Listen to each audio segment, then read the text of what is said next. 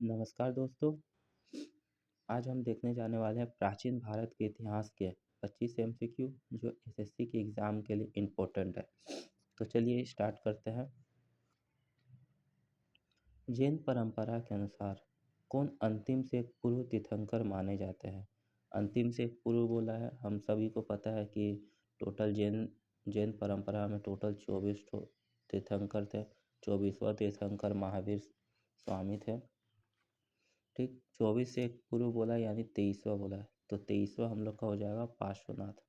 आपका right answer है पार्श्वनाथ।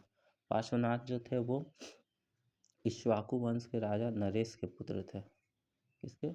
नरेश के पुत्र थे। नरेश के इक्ष्वाकु वंश के राजा नरेश के पुत्र थे। इन्होंने संवेद शिखर में संवेद शिखर में संवेद शिखर में ज्ञान की प्राप्ति किए थे।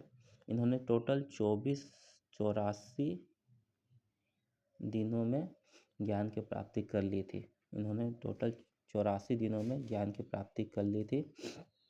इन्होंने 4 को महाव्रत भी दिए थे। पहला हो जाएगा आपका सत्य, दूसरा हो जाएगा अहिंसा, तीसरा था अपरिग्रह और चौथा आस्ते। ठीक, तो याद रखिए ये इम्पोर्टेंट है। सत्य, अहिंसा, आस्ते और अपरिग्रह। ठीक है, चलिए आपका नेक्स्ट क्वेश्चन देखते हैं। इनमें से किस स्रोत के अनुसार कहा जाता है कि श्रीनगर राज्य की स्थापना अशोक ने किया था? किस स्रोत के अनुसार कहा जाता है कि श्रीनगर राज्य का स्थापना जो है वो अशोक ने किया था? तो इसका बौद्ध परंपरा, जैन परंपरा, तिब्बती परंपरा या कल्हन की राजतरंगिणी। इसका राइट आंसर हो जाएगा कल्हन की राजतरंगिणी। देखिए, कल्हन की राजतरंगिणी जो है वो संस्कृत भाषा में लिखा गया है। संस्कृत भाषा में लिखा गया है और ये पुस्तक जो लिखा गया है वो 12वीं सदी में लिखा गया है। 12वीं सदी में 1148 से 1150 के बीच में लिखा गया है। कल्हन की राजतरंगिणी संस्कृत भाषा में लिखा गया है और इसमें जो है वो महाभारत से लेकर पूरा जो 1951 के आरंभ तक सभी राजाओं के बारे में लिखा गया है। तो इसका राइट आंसर हो जाएगा कल्हन की राजतरंगिणी। तो चलिए नेक्स्ट क्वेश्चन देखते हैं। दक्षिण भारत में जैन धर्म का प्रचार प्रसार किसने किया था? दक्षिण भारत में जैन धर्म का प्रचार प्रसार बोला है। ठीक, तो इसमें आपका ऑप्शन है गौतम बुद्ध ने, इंद्रभूति ने, सुधर्मन ने या भद्रबाहु ने। इसका राइट आंसर हो जाएगा भद्रबाहु ने। दक्षिण भारत में जैन धर्म का प्रचार प्रसार भद्रबाहु द्वारा हुआ था। ये वही भद्रबाहु थे जो बाद में चंद्रगुप्त मौर्य के गुरु भी बने थे। ठीक है, चलिए नेक्स्ट क्वेश्चन देखते हैं। कृषि की शुरुआत कब से मानी जाती है? 4000 ईसा पूर्व, 7000 ईसा पूर्व, 2000 ईसा पूर्व या 1000 ईसा पूर्व। इसका राइट आंसर हो जाएगा शायद 7000 ईसा पूर्व। देखिए, 7000 ईसा पूर्व हम लोग ने पढ़ा होगा कि मेहरगढ़ से गेहूं एवं जौ की खोज हुई थी। मेहरगढ़ से, ठीक है, जो कि पाकिस्तान के बलूचिस्तान तरफ है। ठीक है, और यहाँ उत्तर प्रदेश के कोल्डी हवा से चावल का साक्ष्य मिला था, तो 7000 ईसा पूर्व में ही मिला था। चलिए नेक्स्ट क्वेश्चन देखते हैं। गुप्त काल में सर्वोच्च न्यायिक प्राधिकार किसके पास था? देखिए, सर्वोच्च न्यायिक प्राधिकार बोला है यानी सबसे ऊपर में, हाँ, जो न्याय कर सकते हैं वो किसके पास थी, शक्ति किसके पास था? तो लास्ट शक्ति जो था वो राजा के पास ही होता रहा गुप्त काल में। ठीक, चलिए नेक्स्ट क्वेश्चन देखते हैं आपका। निम्न में से किस समकालीन ब्राह्मणवादी विश्वास में बुद्ध ने पूर्ण आस्था व्यक्त की थी? गौतम बुद्ध ने पूर्ण आस्था व्यक्त की थी किस विश्वास में? ईश्वर में, कर्म के सिद्धांत में, आत्मा के रूपांतरण में या जीवन चक्र में? तो इसका राइट आंसर हो जाएगा आपका जीवन चक्र में। जीवन चक्र में। चलिए नेक्स्ट क्वेश्चन देखते हैं। किस स्थान पर महावीर की मृत्यु हुई थी? भगवान महावीर की मृत्यु कहाँ हुई थी? तो भगवान महावीर की मृत्यु कुशीनगर, वैशाली, राजगृह या पावापुरी। तो भगवान महावीर की मृत्यु जो है वो पावापुरी में हुई थी। पावापुरी में 468 ईसा पूर्व में हुई थी। 468 ईसा पूर्व में 72 वर्ष की आयु में हुआ था महावीर जी की मृत्यु। चलिए नेक्स्ट क्वेश्चन देखते हैं। महावीर जी का जन्म 540 ईसा पूर्व में किस स्थान पर हुआ था? अब जन्म का पूछा है। जन्म वैशाली, मगध, सारनाथ या इनमें से कोई नहीं। आपका इसका राइट आंसर हो जाएगा वैशाली में, वैशाली के कुंडल वन में। ठीक है, याद रखिएगा, वैशाली के कुंडल वन में।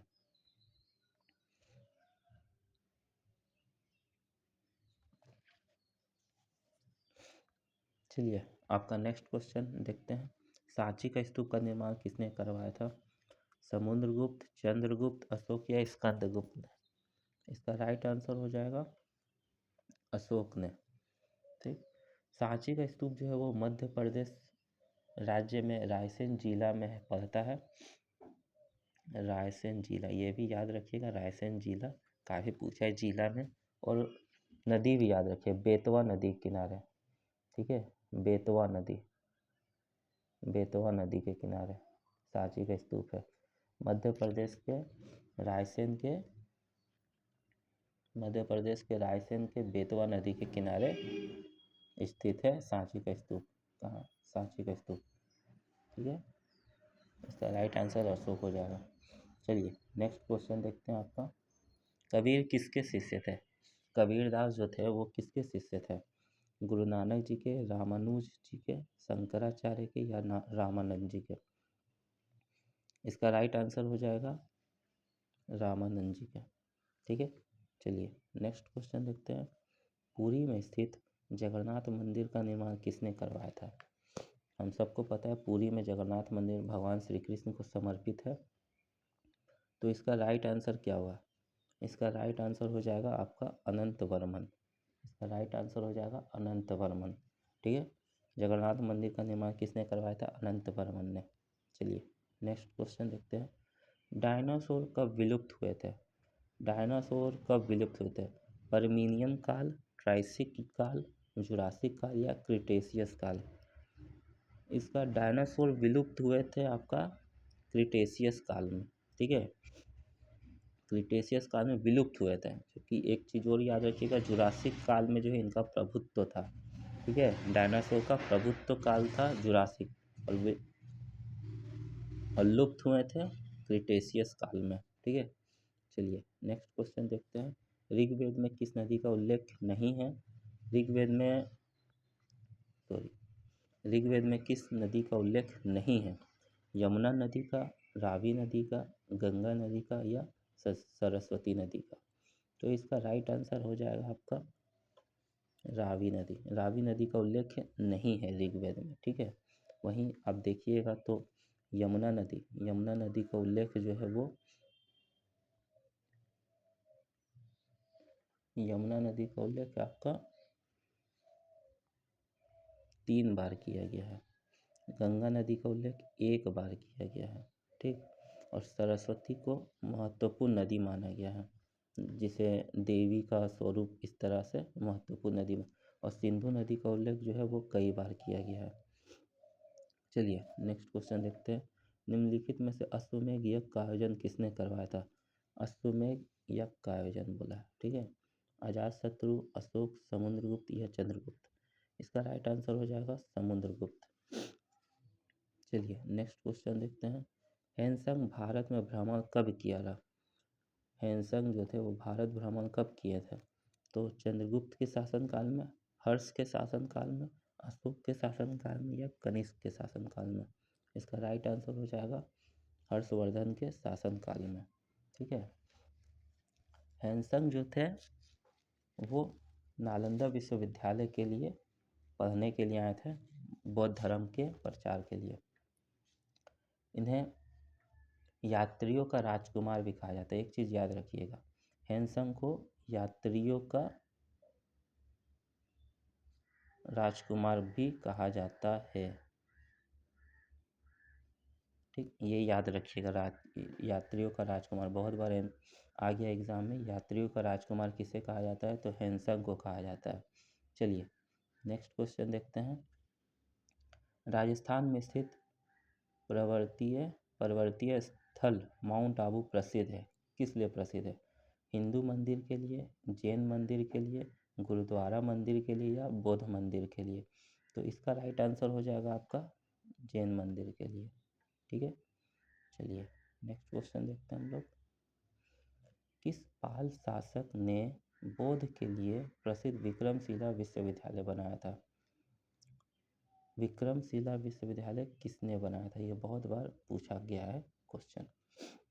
इसका ऑप्शन है महिपाल, देवपाल, गोपाल या धर्मपाल। तो इसका राइट आंसर हो जाएगा धर्मपाल। धर्मपाल जो थे वो जो पाल वंश के शासक थे गोपाल, उसके पुत्र थे धर्मपाल। उन्होंने ही विक्रमशिला विश्वविद्यालय की स्थापना की थी। चलिए नेक्स्ट क्वेश्चन देखते हैं। खजुराहो में मंदिरों का निर्माण किसने कराया था? खजुराहो में मंदिरों का निर्माण किसने कराया था? आपके ऑप्शन है कन्नौज के राठौरों के द्वारा, बादामी के चालुक्य के द्वारा, बुंदेलखंड के चंदेलों के द्वारा या इनमें से कोई नहीं। इसका राइट आंसर हो जाएगा बुंदेलखंड के चंदेलों के द्वारा खजुराहो के मंदिर का निर्माण किया गया। खजुराहो का मंदिर जो है वो याद रखिएगा 950 से 1050 ईस्वी के बीच में बना हुआ है। ठीक है, जो कि मध्य प्रदेश में है।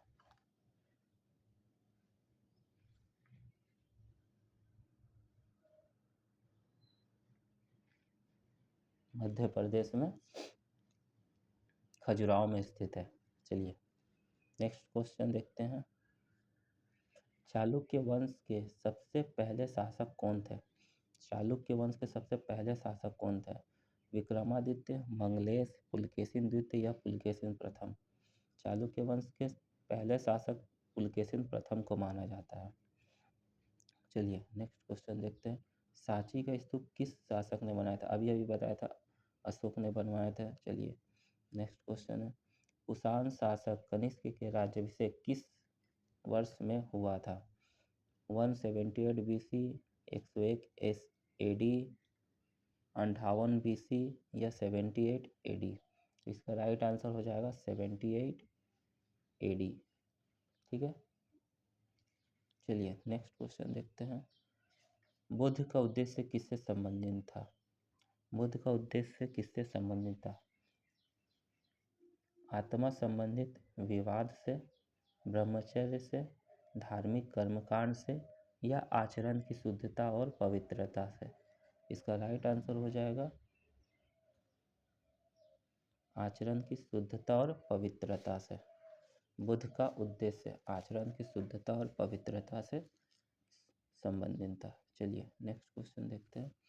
सिंधु सभ्यता के बारे में निम्न में से कौन सा कथन असत्य है? सिंधु सभ्यता के बारे में कौन सा कथन असत्य है? देखिए असत्य बोला है। ठीक है, आपके ऑप्शन है नालियों की सुदृढ़ व्यवस्था थी, हाँ एकदम थी। नगरों में नालियों की अच्छी व्यवस्था थी। व्यापार और वाणिज्य उन्नत दशा में था, हाँ सही है। मातृ देवी की उपासना की जाती थी, ये भी सही है। लोग जो थे वो लोहे से परिचित थे ना, ये गलत हो जाएगा। लोग को लोहे के परिचित नहीं थे, लोहे से। चलिए नेक्स्ट क्वेश्चन देखते हैं।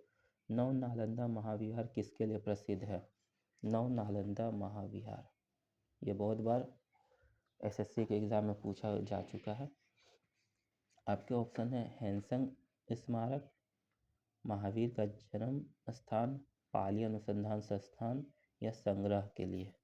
तो ये जो इसका राइट आंसर है पाली अनुसंधान संस्थान के लिए। ठीक है, एक चीज़ इसमें याद रखिएगा कि ये जो है वो 20 नवंबर 1951 में बनाया गया था।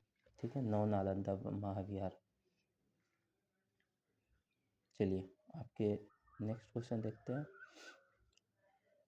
बोध गया में बोधि वृक्ष अपने किस वंश की पीढ़ी का है? किस वंश का पीढ़ी माने बोधि वृक्ष का भी कौन सा वंश चल रहा है? ठीक, तो तीसरा, चौथा, पांचवा या छठा? इसका राइट आंसर हो जाएगा छठा। बोधि वृक्ष जो है वो छठे वंश की पीढ़ी पर है। चलिए, आज का वीडियो यहीं समाप्त करते हैं। आप लोग कमेंट्स में बताइएगा कि आप लोग का कितना क्वेश्चन सही हुआ है। चलिए, बाय दोस्तों।